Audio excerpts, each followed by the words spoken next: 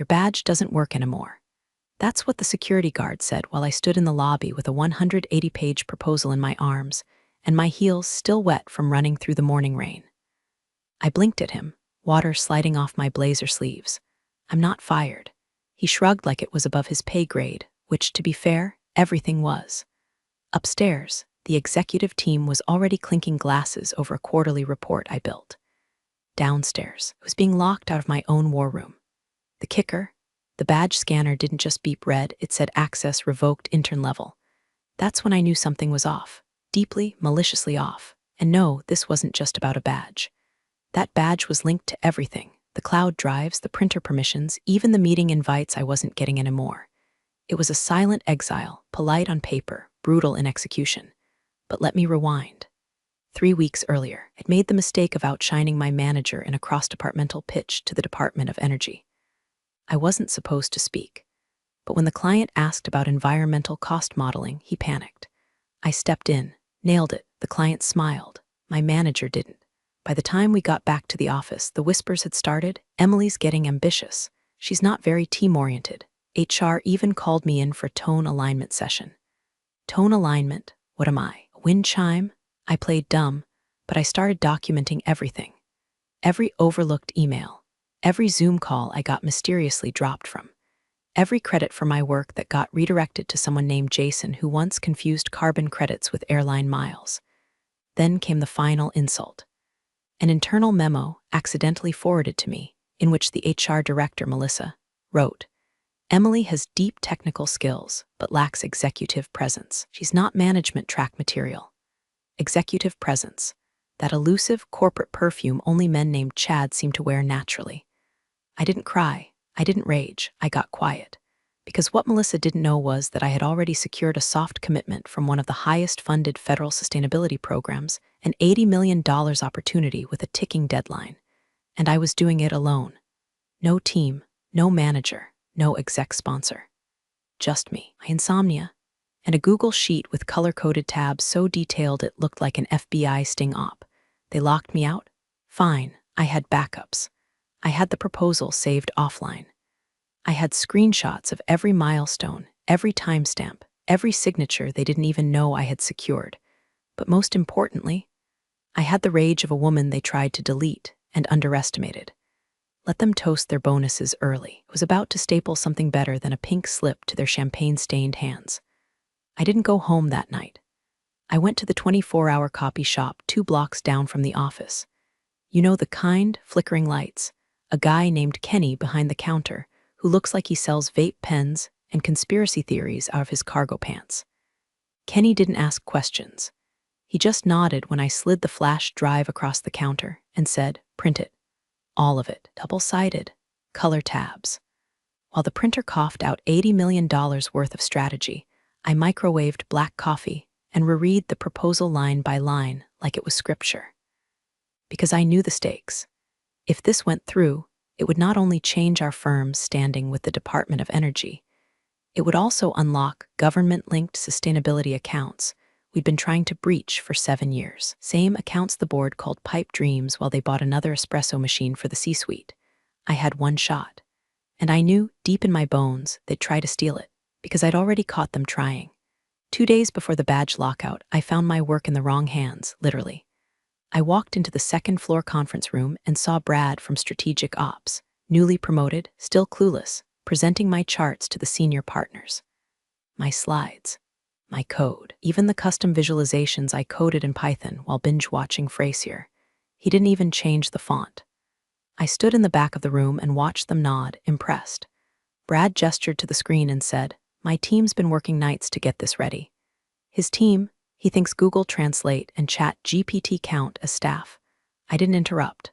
I let him finish. Then I walked straight to IT and requested access logs.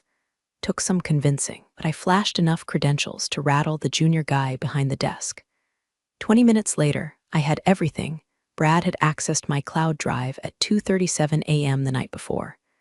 My folder, my models, even the old drafts with my notes. That's when the shape of their plans snapped into view. They were going to push me out just long enough to submit the proposal without me, secure the win, take the credit, tell the board I was a difficult personality who wasn't a culture fit. They were going to erase me from my own success. But I didn't panic. I adapted. I repackaged the entire proposal, changed the submission path, rerouted the client contact through a private consultant I trusted from grad school. I embedded traceable edits and watermarked every PDF. If they tried to steal it again, I'd have legal proof, not just of plagiarism, but of intentional misrepresentation in a federal bid. That's felony territory. They wanted to bury me. I was already digging their grave with a titanium shovel, and I was just getting started. The next morning, I walked into the office like I wasn't radioactive, like my badge hadn't been downgraded to intern level, like Brad hadn't tried to stage a corporate identity theft with the confidence of a toddler in a PowerPoint suit. I wore red, not just any red, litigation red, the kind that dares HR to blink first, the kind that screams, "Yes, I will smile in your meeting while planning your professional autopsy." I brought the proposal in a matte black binder, tucked neatly under my arm, like a bomb disguised as an executive portfolio. By noon, I knew the trap had been fully set. I got the calendar invite from Melissa in HR. Quick sync to align on your future here. Smiling face with smiling eyes future, huh? She still thought I was playing chess while they played checkers. Sweetie, I built the damn board. I clicked accept. While I waited for the meeting, I watched Brad strut around the open floor like a Dollar Tree wolf of Wall Street, fake laughing with finance guys and offering unsolicited advice to interns about career pivots. His Bluetooth headset wasn't even connected. It was all for show. The only thing Brad ever pivoted was blame. I checked the news alerts, nothing yet, which meant the agency hadn't released the bid award publicly, which meant I still had time, 2:00 p.m. sharp. I walked into HR with my binder, a USB drive, and a comm so rehearsed it could pass for boredom. Melissa smiled the kind of smile usually reserved for tax audits and divorce papers. "Emily," she purred, "thanks for coming in. I wanted to chat about your role, your future, some recent concerns about project collaboration." Ah, there it was, the soft pre-firing. "You've been working very independently," she went on, "and it's come up that your colleagues feel excluded, that perhaps you're not modeling the kind of collaborative behavior we value in leadership." Translation: you worked too hard without letting Brad plagiarize fast enough. I opened the binder.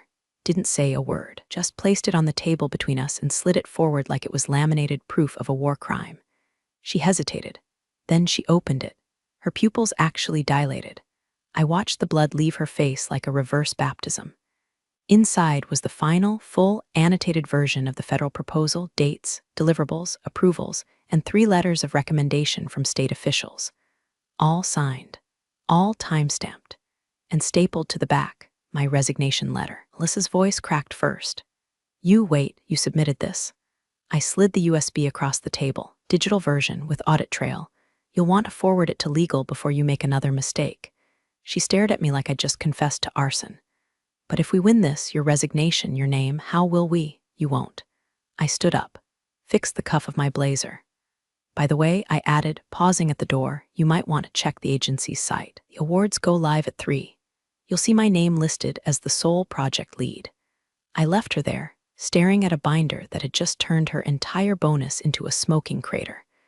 But I wasn't done, because Brad didn't know yet, and I was going to make his discovery personal. Brad was on his 3rd lap of victory that afternoon, arms spread like some messianic tech bro, spinning tales of his federal proposal in the open office while interns nodded like underpaid cult members. He even had the gall to order celebratory cupcakes.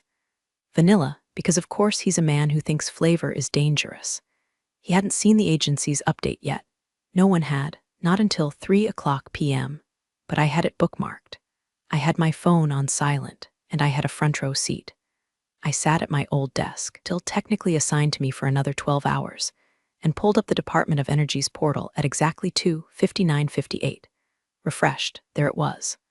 Award notice, Federal Clean Tech Grant Cycle B recipient, Emily Vance, independent project lead amount, $80 million, and beneath it for added spice. A PDF of the submission metadata with my digital signature. My email, my timestamps. No Brad, no Melissa, no firm, just me. I screenshotted it, sent it to myself, backed it up to 3 drives, printed one and folded it neatly into my leather folio, and then I watched. 3:01 p.m. Brad opened his laptop mid-sentence while pitching our vision for scalable climate integration to a mid-level from finance. He stopped talking. He blinked, clicked again. His neck started turning red. Then came the spin, classic Brad.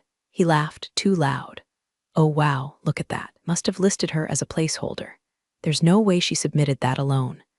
I mean, this was a team effort. People started whispering. I heard someone ask, did she get locked out of the system last week? I stood up, walked over, held up the printed award notice like a wedding invitation to someone else's ex. Brad, I said calmly, you might want to email your mentor about crisis management, because I also sent this to legal. And to the press office, to our clients. Oh, and your email access? It's been notified. You logged in under my name at 2:37 a.m. That's breach of internal security protocol. You didn't just steal, you lied on a federal document. The color drained from his face so fast you'd think I hit a kill switch. But Melissa said, she said we were submitting, he stammered.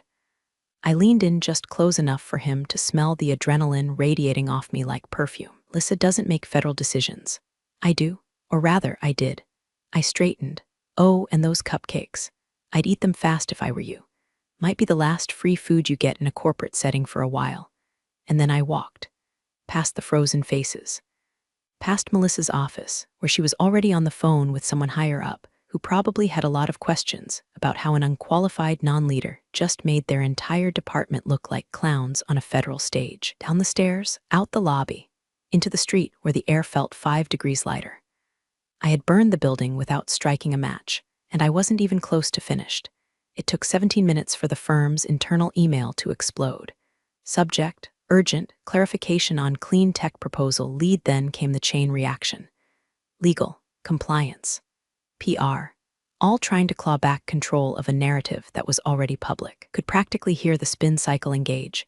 We're proud of Emily's independent initiative. This was always a cross-functional effort. Let's stay focused on the future. Bullshit written in passive voice, soaked in fear. Meanwhile, my personal inbox was a war zone of a different kind.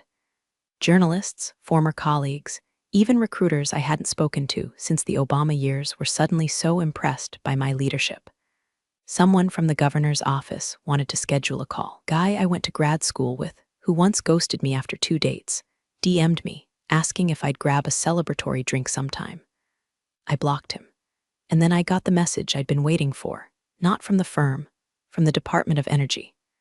The director himself, dry as toast, the kind of man who didn't waste syllables, sent a one-liner that made me sit down on my floor and laugh until I cried. Your firm just tried to retroactively claim credit. Informed them their name appears nowhere in the award paperwork.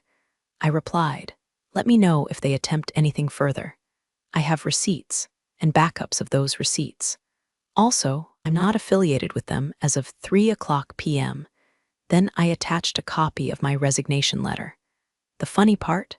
Their desperation wasn't even the ugliest part. That came the next morning. Melissa showed up outside my apartment building at 8:17 a.m. in full makeup and a trench coat like she was auditioning for a political thriller no one asked for. I watched her through the peephole as she buzzed, waited, buzzed again. I let her wait, then finally cracked the door. She smiled like this was a casual brunch and not a groveling tour. Emily, I think things escalated too quickly yesterday. We'd like to talk options. We, or you, Melissa. Lip twitched. The board wants to bring you in. Revisit the structure. Possibly renegotiate your role. Senior director is on the table. Maybe VP. It was all a misunderstanding, really. I leaned against the frame. You locked me out. I didn't authorize. You stripped my access, let Brad plagiarize, told clients I was in training, and tried to shove my work into someone else's hands. You wanted me out, so I left. With the win. Her face finally dropped the smile. Don't be emotional. This is business. Wrong word, wrong woman. Melissa, I said, voice sharp as ice, you're standing on my welcome mat asking for mercy from someone you tried to professionally erase. You don't get to rebrand that as a misunderstanding. Then I stepped back and let the door close between us. Not a slam, just the click of finality. Let them choke on their cupcakes.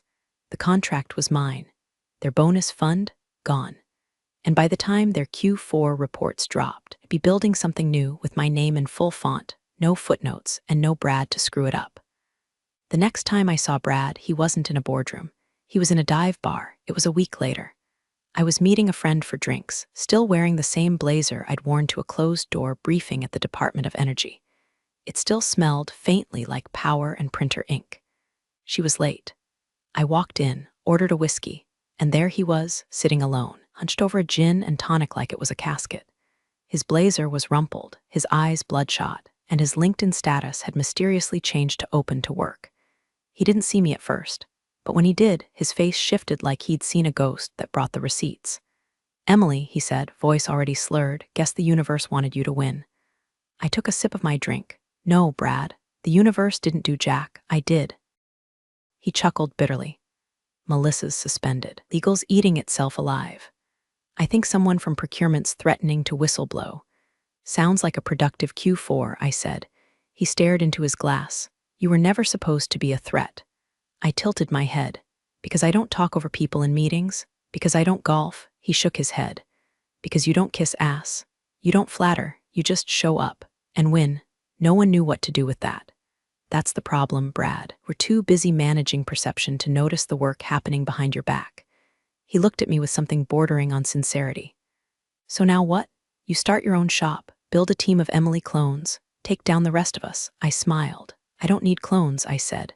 "I just need a chair at the table I build." He raised his glass like it was an apology. I didn't toast back. That same night, I got the call. Not from a recruiter, not from a think tank, from someone real. A woman named Kara, who ran one of the most respected clean energy accelerators in the country. She'd read the federal award. She'd seen the proposal. She asked 2 questions. "Did you do this alone? And do you want to do it again, but bigger?" By the time we finished talking, I had a temporary contract, a 6-figure signing bonus, and a blank canvas to hire whoever I wanted.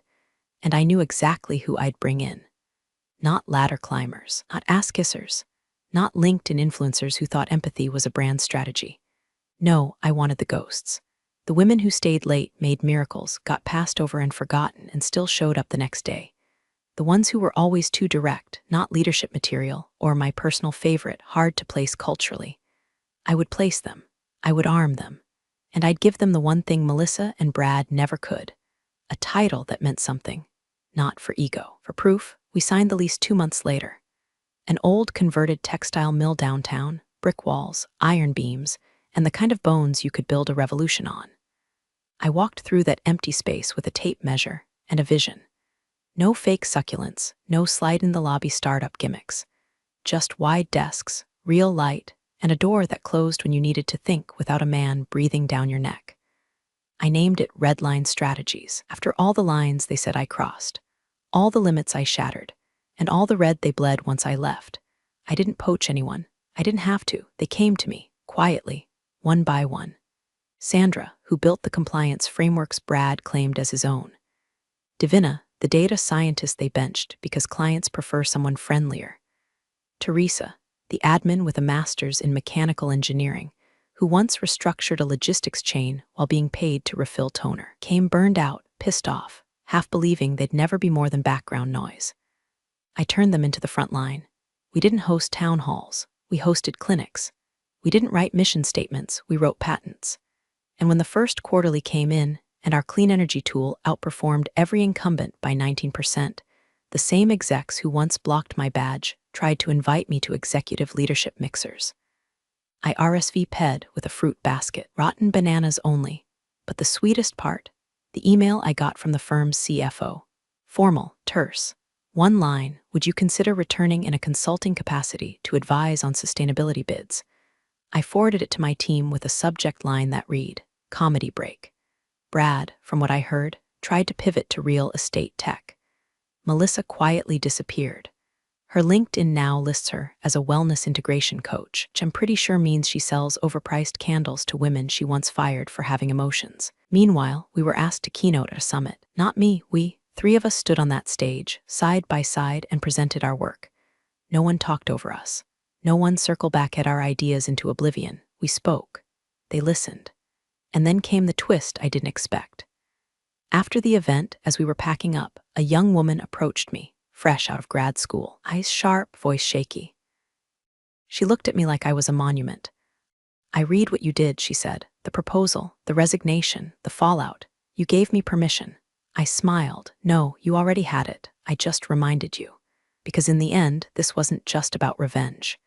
It was about building something they couldn't delete, and making damn sure the next woman never had to win the way I did, alone. 6 months to the day after I walked out of that firm with an $80 million contract stapled to my resignation letter, Redline made its first acquisition, a small but brilliant consultancy out of Austin, led by a woman who'd been systematically shut out of venture capital rounds for the crime of asking questions with data behind them.